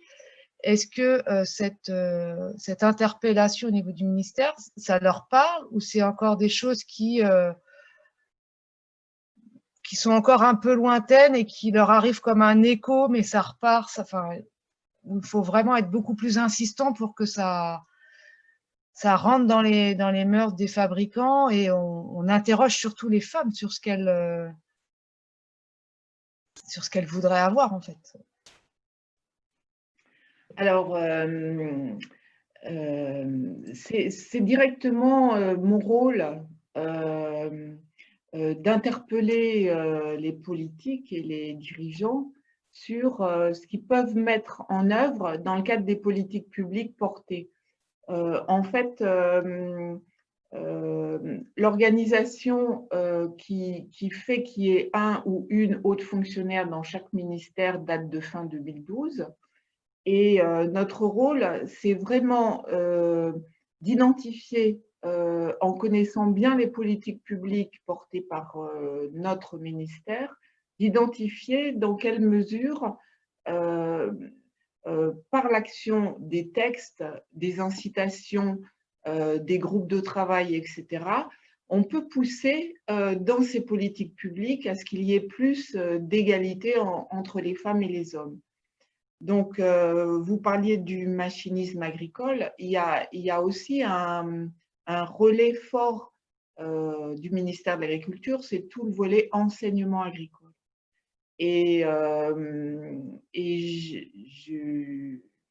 j'essaye de motiver la Direction générale de l'enseignement et de la recherche et les établissements publics d'enseignement agricole qui travaillent sur ce domaine pour qu'il y ait une vraie réflexion justement d'adaptation des outils aux garçons comme aux filles.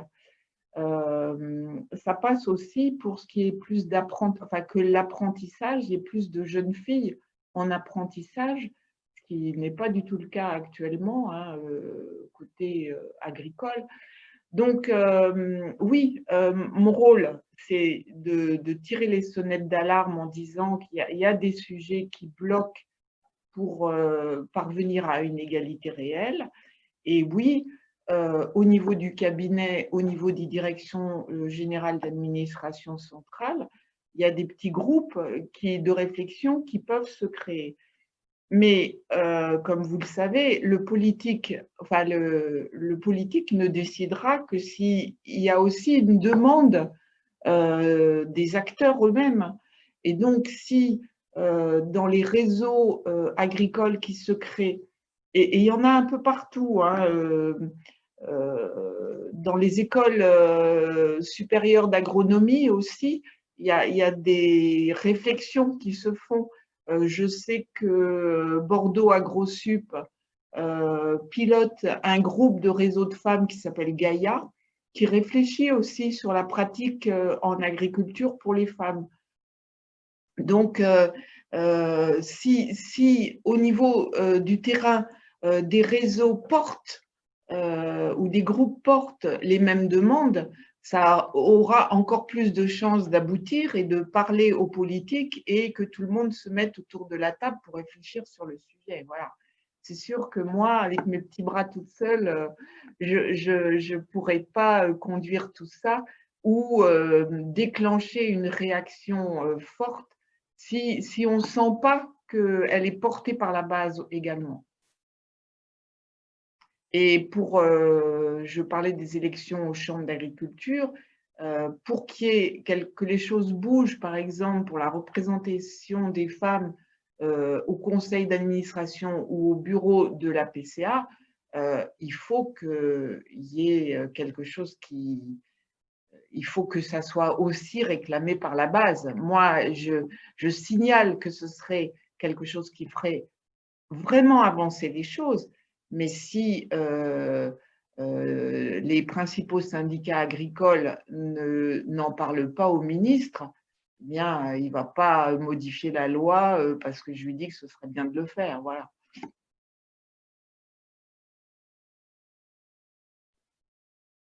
Je veux bien juste ajouter quelques derniers mots à la longue liste des choses que vous allez pouvoir faire. C'est quelque chose que j'ai jamais trop formulé là, qui m'est venu en vous écoutant, mais moi je pense qu'il y a quelque chose d'important, c'est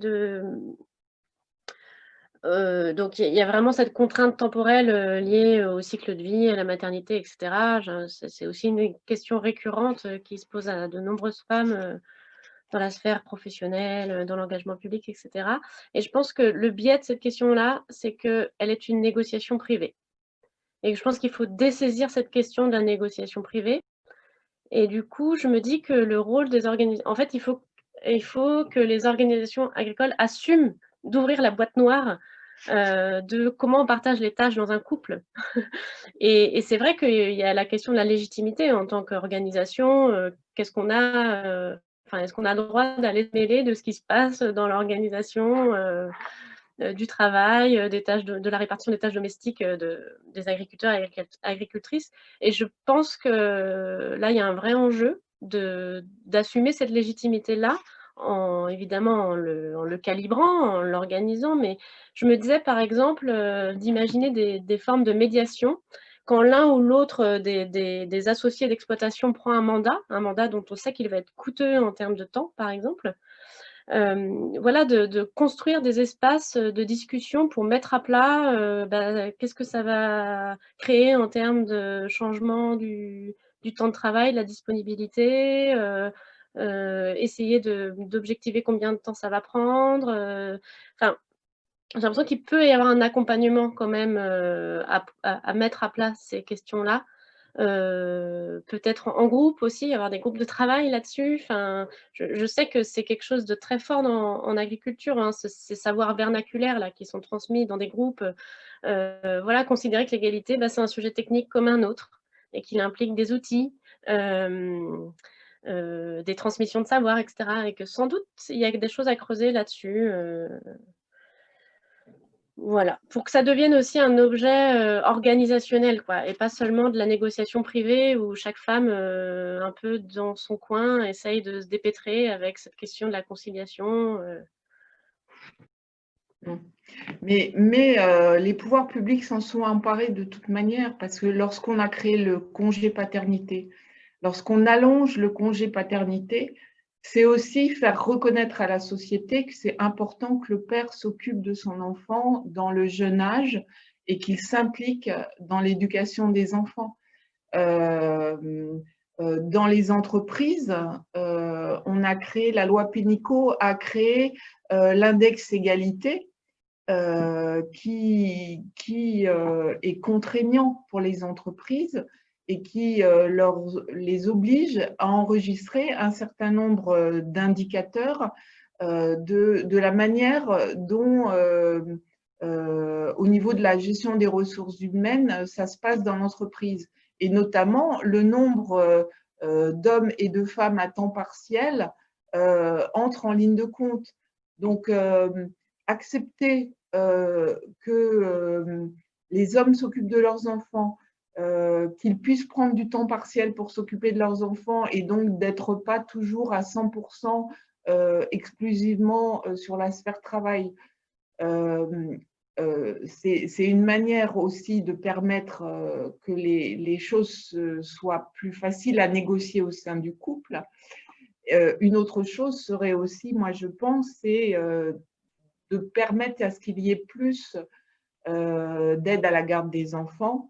Et en milieu rural, c'est un gros souci, pas exclusivement pour les agricultrices.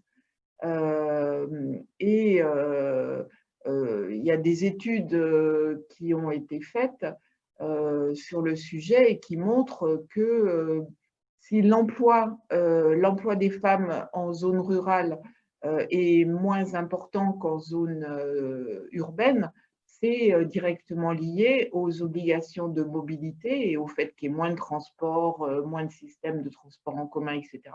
Et aussi une offre de garde d'enfants qui est moins riche. Donc voilà, c'est des sujets d'aménagement du territoire qui touchent toutes les catégories socio-professionnelles et en particulier les agricultrices.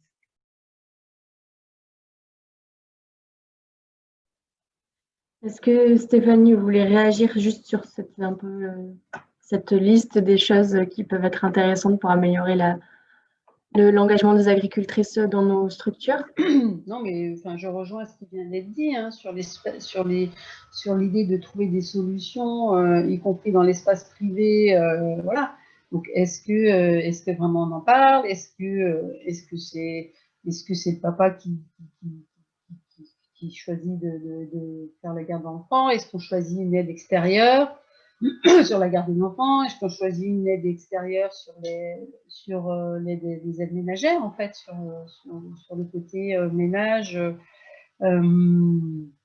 C'est des vrais questionnements que je pense qu'il faut qu'on ait dans notre réseau.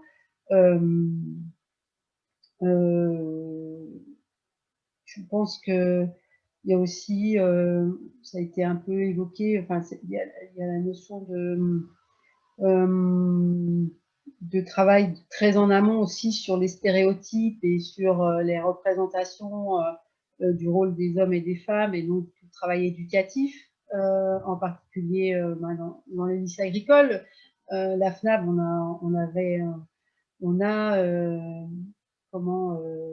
été financé par la Fondation Raja pour organiser un théâtre forum. On a financé finalement une groupe de théâtre pour aborder ces thématiques de l'égalité, des stéréotypes, en particulier avec le public des lycées agricoles. Ça s'est fait avec en plus période de confinement et tout ça, donc ça n'a pas forcément été simple, mais normalement cette troupe de théâtre aurait dû, il me semble, intervenir aussi à la Terre et notre métier. L'idée, c'est aussi d'aborder le sujet que ce soit à l'école, enfin dans les lycées agricoles pour ce qui nous concerne, mais aussi peut-être entre nous. Je pense que c'était aborder cette thématique de l'égalité sous l'angle d'une pièce de théâtre, en tout cas des stéréotypes, peut ouvrir, nous faire tous avancer collectivement sur les stéréotypes très forts qui existent encore dans notre société et sur lesquels il faut absolument qu'on lutte, quoi. Et c'est vrai que moi, depuis que je creuse un peu le sujet et que je regarde, on regarde tout ce qui est publicité dans les médias, tout ce qui est jouets proposés aux garçons et aux filles. Enfin, quand on creuse un peu ce sujet des stéréotypes on est assez effrayé en fait de voir toutes les représentations qui sont faites et sur lesquelles il faut qu'on arrive à avancer. Donc, il y a aussi un peu ces angles-là qui peuvent être intéressants pour ceux qui veulent s'y investir, de lutter contre les stéréotypes. On a organisé aussi une formation par le cabinet EGAE sur devenir ambassadrice de l'égalité homme-femme en agriculture. Donc, je crois qu'il y a eu une formation il y a dû y avoir une formation en Bretagne, il y en a une en Pays de Loire, il y en a une sur Paris. Et normalement, les gens qui se sont formés dans ces doivent un petit peu essayer de se déplacer dans les conseils d'administration des autres régions ou dans les conseils d'administration de nos structures pour faire avancer ces thématiques. Voilà. C'est des idées qu'on propose, mais après, il faut évidemment que les gens s'en saisissent. Merci beaucoup. Là, la conférence va toucher à sa fin. J'espère que vous avez pris plaisir, en tout cas, à cette conférence comme moi, je l'ai pris plaisir. Ça fait toujours, moi, j'aime. Ça me fait toujours plaisir d'entendre ça parce que finalement, on est tous conscients des choses et chacun essaye de son côté un petit peu. Et je pense que avec le temps, on va réussir, comme vous venez de le dire, Stéphane, à évoluer les mentalités des générations. Et il faut commencer tout petit pour qu'une fois arrivé dans le monde du travail, ça devienne une évidence et qu'on ne se pose même plus la question de savoir, in fine, si c'est un homme ou une femme, en fait. Il faudrait qu'à la fin, la différence ne soit peut-être que physique et encore.